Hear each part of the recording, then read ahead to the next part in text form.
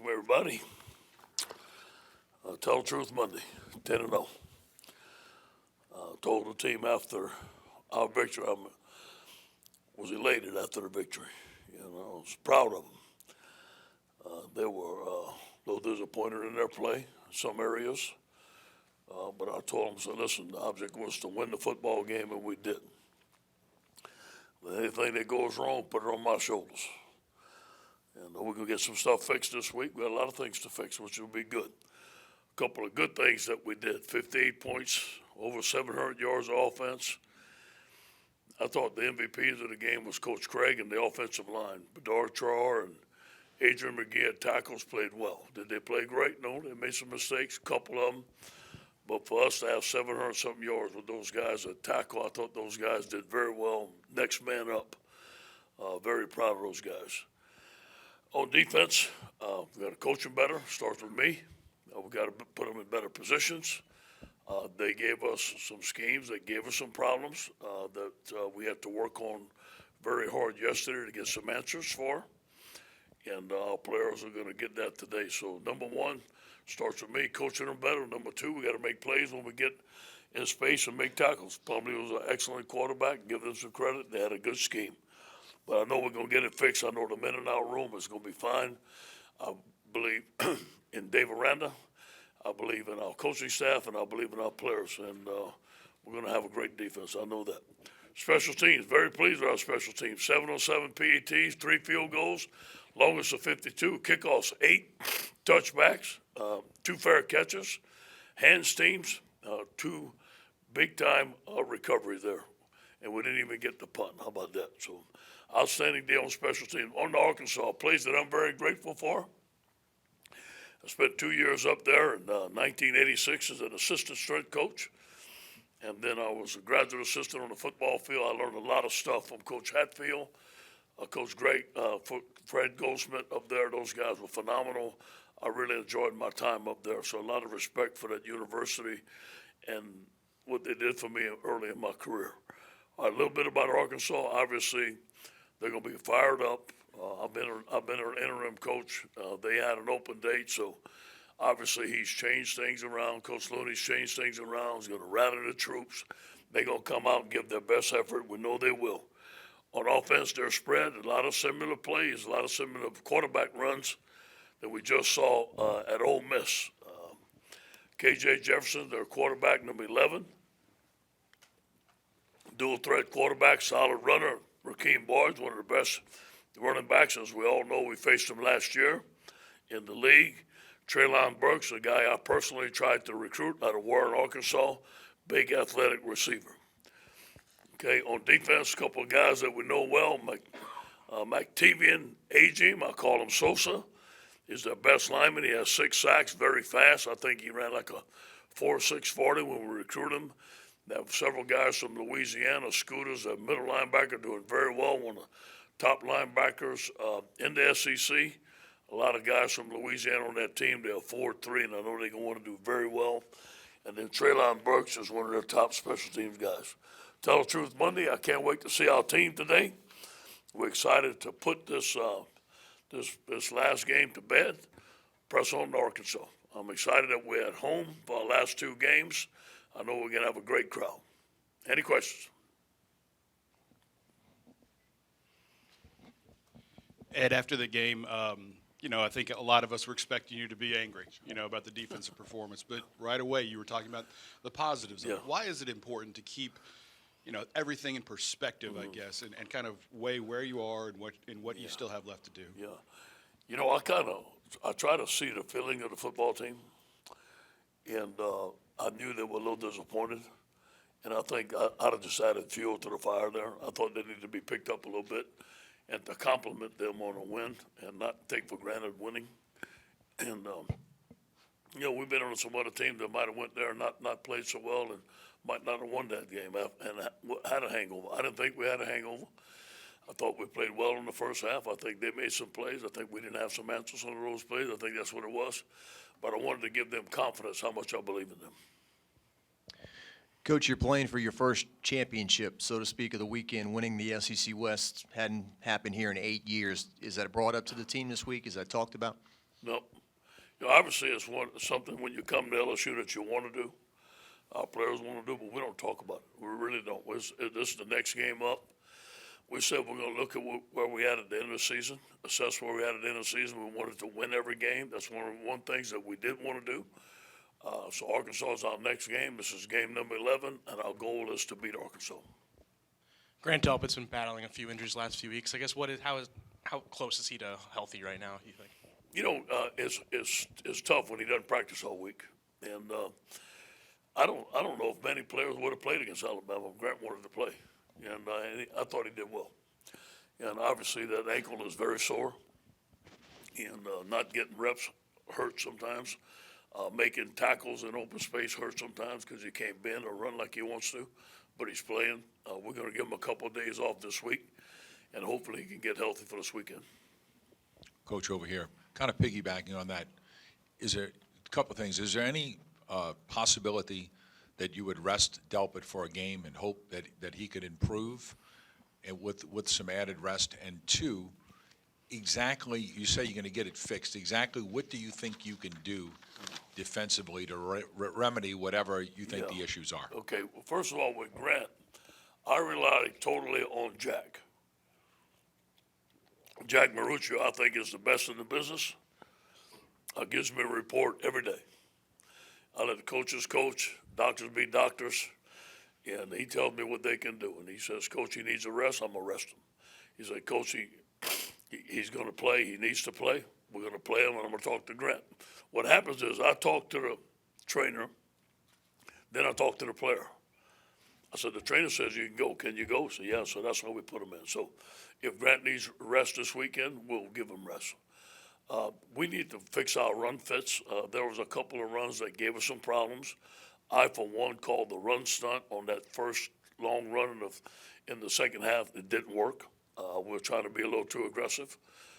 There was a new run play on arc read on the 4 technique that they hadn't showed, created a lot of space, gave us some problems. We had a couple of guys out of position, so we need to fix our positions on those plays. I think all those things that happened on Saturday will attribute to, number one, putting them in better position, and number two, making plays when they're in that position. So I think all those things could be fixed. Ed Jamar's the Offensive Player of the Week this week.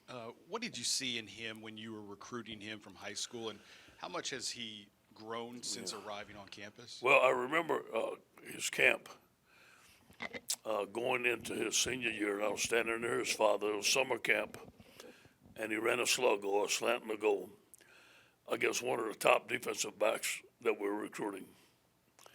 And he won clearly.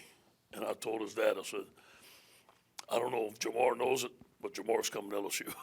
He was committed to Florida at that time.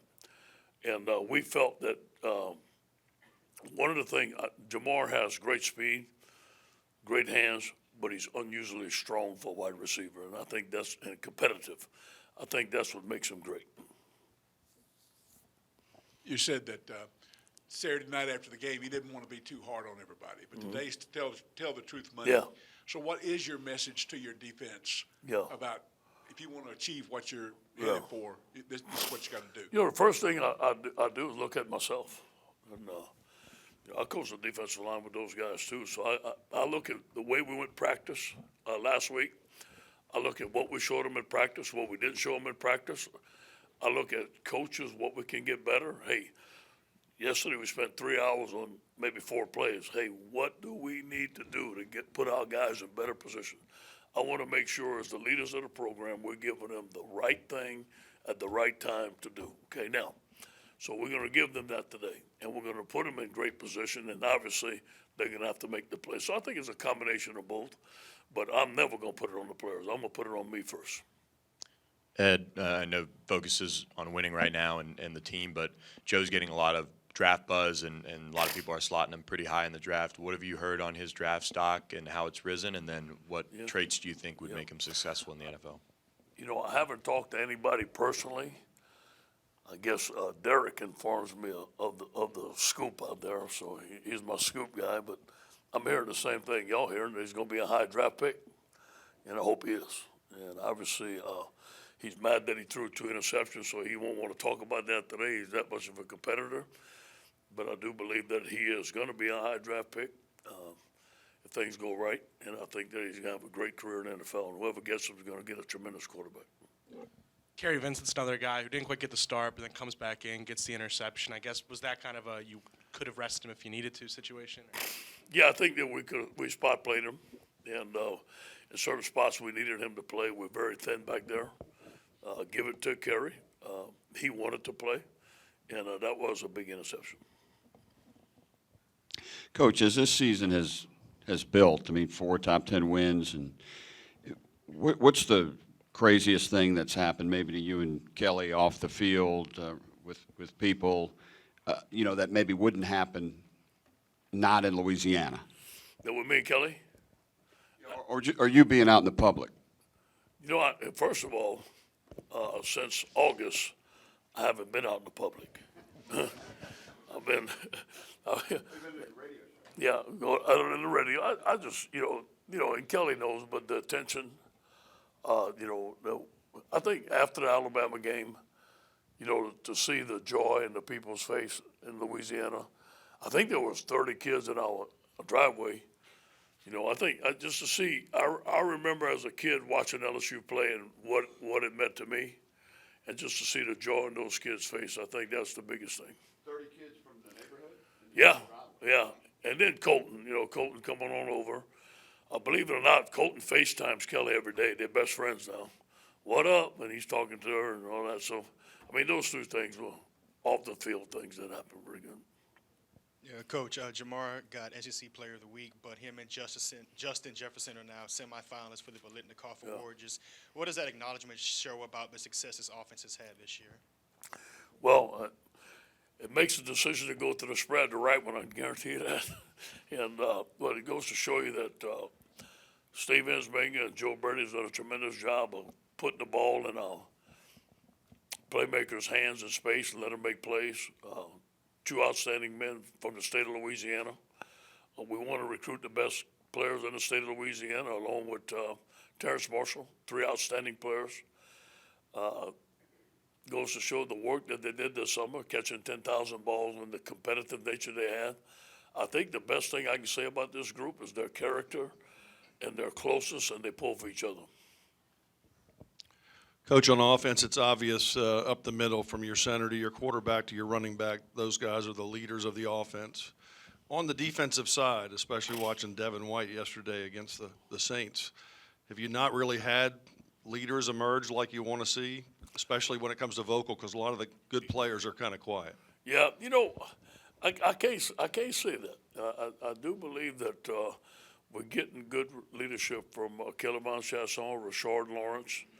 And, besides last game, I thought Patrick Queen, I'm not saying he didn't play well last game, but he's been playing pretty good. I mean, him and Jacob Phillips are very pleased with those guys. Pleased with, believe it or not, Apu had his best game at 62 in the nose tackle. So I think their scheme got us a little bit, and I don't want to get down on our players because we're 10-0, and we have a chance to have a great season. And I know these guys are going to answer the bell, so I think we're going to finish the season strong. Coach, after seeing Tua get hurt on Saturday, do you have any plans to start pulling your starters and your star players a little bit earlier? Yeah, you hate to. I said it at halftime, and I feel bad that I said it. The lady asked me a question, and me, I'm going to tell her how I feel. If we'd have got up for 1 more touchdown, we was going to pull Joe. But I can't say this or that. I'd have pulled this guy, I wouldn't have pulled this guy. You just never know the circumstances and stuff like that, But as soon as I can pull Joe and put Miles in, I'm going to do it. Hey, Ed, being several different places and obviously taking over a winning program here, but having to make changes even here to get back to the #1 spot, do you feel like there is a minimum amount of time that a coach needs to really be able to put that fingerprint on a program? Is just in your opinion? Yeah, you bring up a very good point. I mean, I do believe it's a matter of getting the right staff and the right players. Now, maybe some guys can get that in the first year. I don't know. I don't know that. I don't know, maybe it's been done, maybe it hasn't. I know for me, it took me 3 years to get it, and through trial and error. And then I do believe that getting Joe Burrow as a graduate transfer made a difference in us last year. And then this year, getting Joe Brady, just keep on adding pieces. As you see things develop, you see, well, I got a little hole here, I got to add a piece there, I got to add a piece there. It seems like this year has come all together. So it has taken us 3 years. Yes, it is a process. Maybe that's too long. Maybe that's a short time. I don't know that. But I always knew at LSU that you have to win. I know the expectation of LSU is to win, and my goal has always been to win at LSU. Ed, you guys sustained some injuries earlier in the year in the secondary. Todd Harris lost for the season, and you had some transfers at that position before the season began. How much does that play into how you can use your depth when some guys are banged up and things like that? Yeah, it plays a lot. When you see Cordell Flott playing safety, he's a freshman corner playing safety. He never played that position before, not much anyway. So we were having to move corners to safety position. We can't be as multiple as we want to be. We even thought about moving a couple of receivers over to safety. I asked them, they obviously they wanted to stay on at wide receiver position, but. Who were some of those wide receivers you think of? Well, I'm not going to say that, but I'd ask a couple of them. It wasn't number one, I promise you that. Ed, the hit on Joe out of bounds on the Ole Miss sideline Saturday, they got a penalty for out of bounds. Should there be more there? Is it a potential, for targeting, or should be reviewed? I mean, the game's getting long enough, but I mean, it seems like that could be a more dangerous play than getting hit helmet to helmet on the field. I agree with you. I think that he should have pulled off, and I'm sure Coach Luke is not pleased with the guy. I watched it again this morning, and it's senseless to do that. And maybe there should be a stiffer penalty. You're right. Ed, your players would come out here on Saturdays throughout the summer working together. How much, after all of that, did you see they were ready when you got here during preseason practice? How much did it set up what's happening now? Yeah, I felt that coming off the field in camp and watching our offense practice, going, wow, execution, wow, just every day. And the thing I noticed was not a lot of balls on the ground. Last year we missed too many balls. We dropped too many passes. This year we can go through a practice and maybe one ball's on the ground, and the precision in which the balls were thrown and the catches, and it just seemed like everything started flowing, and that's because of that work this summer. Hey, Coach, was visiting with Clyde's high school coach last week, Dale Weiner, and he said it's a coach's dream when your most talented players are also the most unselfish. That oftentimes the most talented players are all about themselves. He said, looking at your team, from Clyde to Patrick to on down the line, those guys are.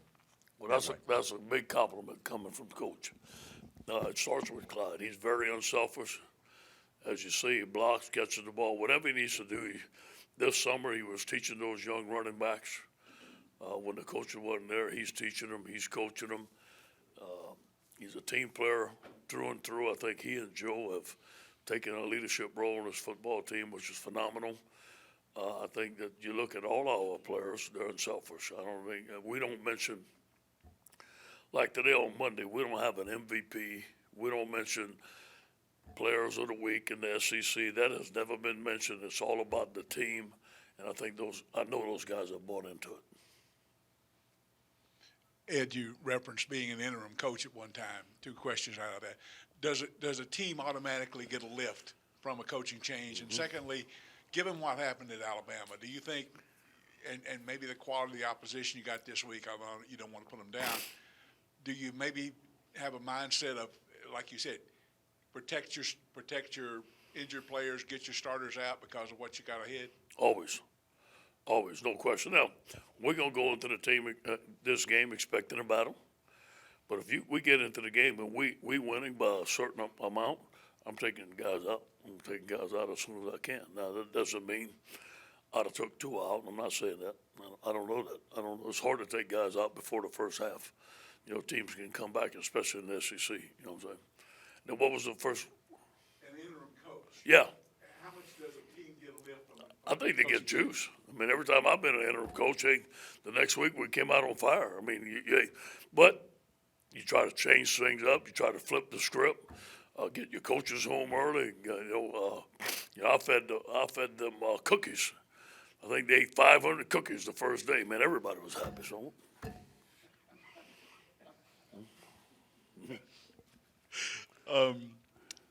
The thing that I noticed this weekend when Clyde runs the ball, the shield, I guess, that he's built with just his strength conditioning, the toughness that he exudes, and you also have that in Joe.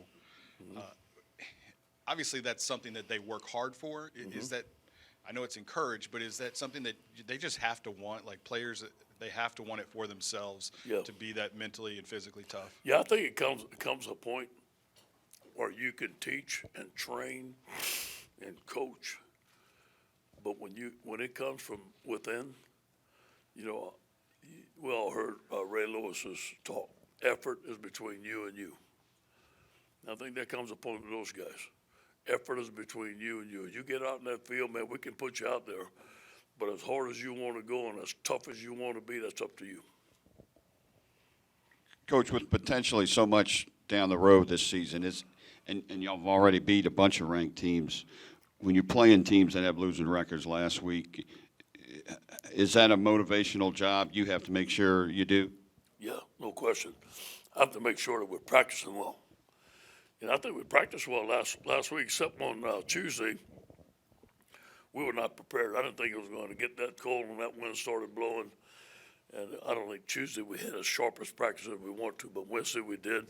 I got to make sure that we have great practices this week. I know our defense is going to be motivated. I know our offense is going to be motivated. Believe it or not, I talked to Coach Ensminger this morning. There's some things that we thought we were sloppy at some things. Obviously the interceptions and stuff like that, and the turnovers. So there's a lot of things we can get better. This is a highly motivated staff, highly motivated team. Coach, I know when you got here, you talked about having to change some things internally to get where you are today. Can you give us an example or two of some of the things that you felt that you had to do, not with just player acquisition, but with just other things to make the program elite again? Well, in order to be the leader, you have to do the things that you believe in, not what somebody else did. And I can't do what somebody else did. That's not me. I wanted this to be one team, one heartbeat. I didn't want this to be a team of individuals, guys who want to make All-American and be first-round draft choice. I wanted us to be a team that played for each other, a team that fought for each other. And I wanted to be a coach that coached from within, not above. I wanted everybody to have the same role. Everybody's role, from the manager to the head coach, is equal. We all have to do our jobs in order for this to have success. And I wanted this place to be a place where you want to come to work. I think we've all had jobs where you want to come to work, you get up, you listen to different music, you get there early, you work, you're more productive.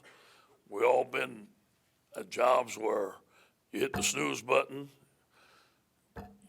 work starts at 8, you show up at 7:59, you punch the clock, you can't wait till the bell rings at 3 o'clock. I didn't want this to be that type of job.